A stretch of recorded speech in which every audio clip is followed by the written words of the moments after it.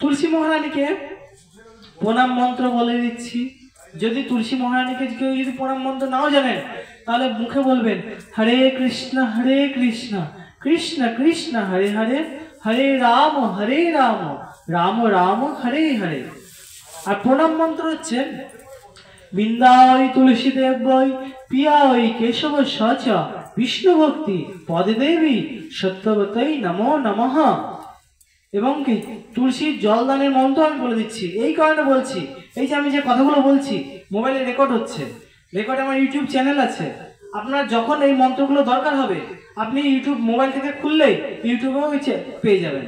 যার জন্য আমি কি বলে যাচ্ছি কথাগুলো। তুলসীর জলদানের মন্ত্র আলাদা, প্রণাম মন্ত্র আলাদা। প্রণাম মন্ত্র বললাম, জলদানের মন্ত্র হচ্ছে ওম গোবিন্দং বল্লভাং দেবীং ভক্ত চৈতন্য কারিণীম স্নাপায়ামি জগদ্ধাত্রী কৃষ্ণ ভক্তি প্রদায়নী। এখানেও কি বলছে? কৃষ্ণ ভক্তি প্রদায়নী, অর্থাৎ মা তুলসী মহারানীকে ভজন করলেও তার কৃষ্ণ ভক্তি হয়। আর আমাদের এখানে সাক্ষাৎ দেবতা হচ্ছে মা তুলসী। আর কে চোখের সামনে দেখা যায়? কে? মা গঙ্গা, সূর্য নারায়ণ। কেউ কি এখানে সূর্যদেবকে জল দেন? কেউ দেন না, কিন্তু দেওয়া উচিত। কেন? আপনি যখন ছোটবেলায় বাবা মার কাছে খেতেন, তো বড় হলে দেখবেন সেই বাবা মাকে আবার আপনি দেখছেন। কেন? ঋণ শোধ করছেন। বাবা মার যারই খান না কেন তার কাছে ঋণী হয়ে থাকে, জানেন তো? যার খান তার ঋণী হয়ে যায়। তো আবার অনেকে পয়সা কড়ি দিয়ে ঋণ বুঝায়, কিন্তু এই সমস্ত দেবতা যারা নিত্য আমাদের দিচ্ছে, এই যে সূর্যদেব, প্রতিদিন দেখুন এই যে রাত্রিবেলা হলে কি করেন আপনারা? রাত্রিবেলা হলে লাইট জ্বালান, ফ্যান জ্বালান, তাই না? লাইট জ্বালিয়ে তার জন্য কি পয়সা দিতে হয় তো সরকারকে, লাইট বিদ্যুৎ দপ্তরকে পয়সা দিতে হয়। কিন্তু সূর্যদেব দেখুন তো সারাদিন অনবরত আলো দিয়ে যাচ্ছে, তা তাকে পয়সা দিয়েছেন? তা তার জন্য তাকে কি দিয়েছেন? কিছু দিচ্ছেন? কিচ্ছু দিচ্ছেন না। কিন্তু তাহলে তার যদি না দেন তাহলে তার কাছে কি আপনি ঋণী হচ্ছেন নাকি ঋণী হচ্ছেন না? আপনারা নিজেরাই ভাবুন না। তাহলে এই ঋণ শোধ করার জন্য কি করতে হয় জানেন? এই ঋণ শোধ করার উপায় হলো, এটা কি হবে শুনে নিন। এই ঋণ শোধ করার উপায়, সূর্যদেবকে জল দেবেন। কখন? যখন আপনি তুলসী মহারানীকে জল দিচ্ছেন, সেই সময় যদি আপনি সূর্যদেবকেও জল দেন তাহলে এই ঋণ শোধ হয়ে যায়। সূর্যদেব জলেই প্রসন্ন হয়। যেই দেবতা যাতে প্রসন্ন হয় তাকে সেটা করলে সে খুশি হয়। মহাদেবকে জল চড়ালে মহাদেব প্রসন্ন হয়। তো এইভাবে সূর্যদেবকে জল চড়ালে সূর্যদেব প্রসন্ন হয়। ঘটিতে তারও মাহাত্ম্য বলে দিচ্ছি যে সূর্যদেবকে জল চড়ালে ওর মধ্যে কি দিতে হয়, কি হয়। যদি আপনি সূর্যদেবকে জল চড়ানোর সময় একটু হলুদ গুঁড়ো দিয়ে দেন না জলের মধ্যে, হলুদ কি করে? রঙিন। তো আপনার জীবনও রঙিন হয়ে যাবে।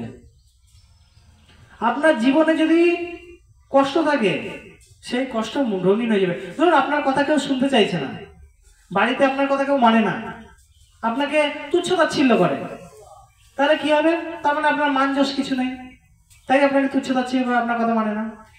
তো তার উপায় কি? যদি এই সূর্যদেবকে জল দেওয়ার সময় ওই জলের মধ্যে একটু গুড় মিক্স করে দেন। গুড় কি করে? মিষ্টির কাজ করে। ওই মিষ্টি যখন এই সূর্যদেবের ওপর পড়ছে, ওই জলধারা আপনার জীবনকেও চেঞ্জ করে দেবে। আপনার জীবনেও মধুরতা এরকম এনে দেবে, মান সম্মান যশ এরকম করবে। রাস্তায় আপনাকে লোকে দেখলেই বলবে হরে কৃষ্ণ মাতাজি। সম্মান দেখবেন তখন কোথায় আছে। দেখছেন পাঠে আসলে কত কিছু জ্ঞান জানা যায়, বুঝতে পেরেছেন? শুধু এইটাই নয়, আর কি? বয়স যখনই হবে চোখে চশমা নিতে হবে, বাতের রোগ হবে, হাড়ে যন্ত্রণা হবে, সুগার আসবে, অনেক রকম সমস্যা হবে।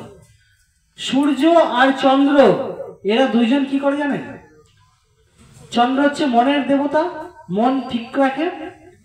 আর সূর্য হচ্ছে সমস্ত রোগ ব্যাধির দেবতা। সূর্যের উপর চক্ষুর উপনিষদ মন্ত্র আছে। তো সূর্যকে যদি জল দেওয়া হয়, জল যখন দেবেন লোটাতে করে, সেই লোটার যে ধারা, জলধারা বইবে, সেই জলধারার মধ্যে থেকে যখন আপনি সূর্যদেবকে দেখবেন, তখনই আপনার চোখের দৃষ্টি শক্তি বেড়ে যায়। চশমা নেওয়ার আর প্রয়োজন হয় না যদি এটা ছোটবেলা থেকে করে থাকে, কিংবা বয়স হলেও যদি করেন চোখের সমস্যা আসবে না, খুব সহজে আসবে না। এটা আমাদের জরাব্যাধির শরীর হবে, যেটা আমার যদি 60 বছরে হওয়ার কথা হতো, 60 বছরে চশমা নেওয়ার কথা হতো, সেটা হয়তো 80 বছরে গিয়ে হবে। হবে না বলছি না, হবে, কিন্তু সময়টাকে পিছিয়ে পারে।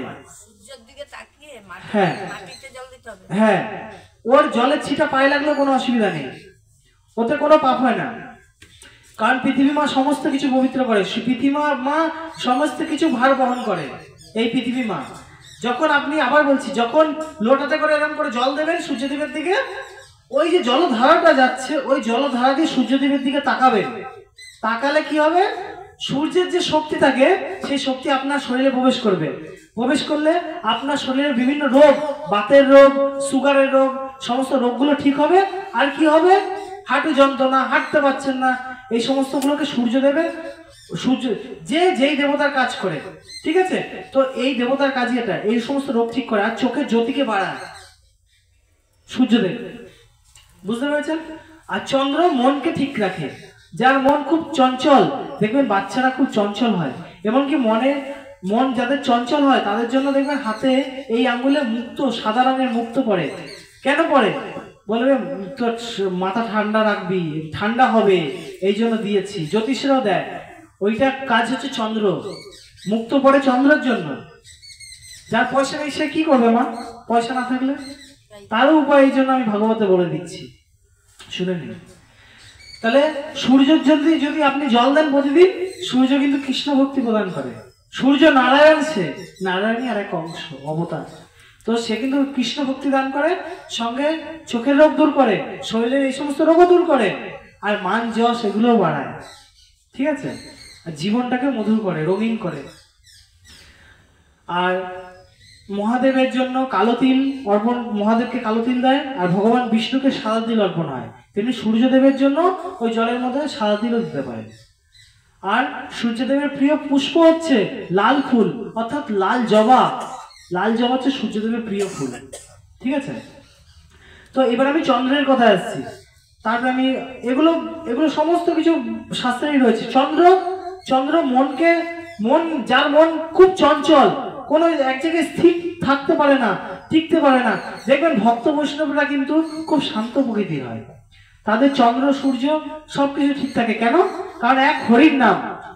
যারা এসব করবেন না, কিন্তু যদি হরির নাম করতে পারেন তাদের এসব কিছু দরকার হয় না। প্রত্যেক সাধু গুরু বৈষ্ণব এই কারণে শান্ত থাকে, কারণ তারা হরির নাম করে। হরির নামের কাছে কোনো কিছু নেই। যে হরির নাম করে তার চন্দ্র বলো, সূর্য বলো, নবগ্রহ বলো, যত দেব দেবতা বলো, সব অনুকূল হয়ে যায়, সব ঠিক হয়ে যায়। কিন্তু যারা হরির নাম করতে পারে না তাদের জন্য বলছি। কিন্তু বা যারা হরির নাম করে, যারা এগুলো করে, তারা এক্সট্রা অর্ডিনারি আরো ভালো হয় তাদের। তো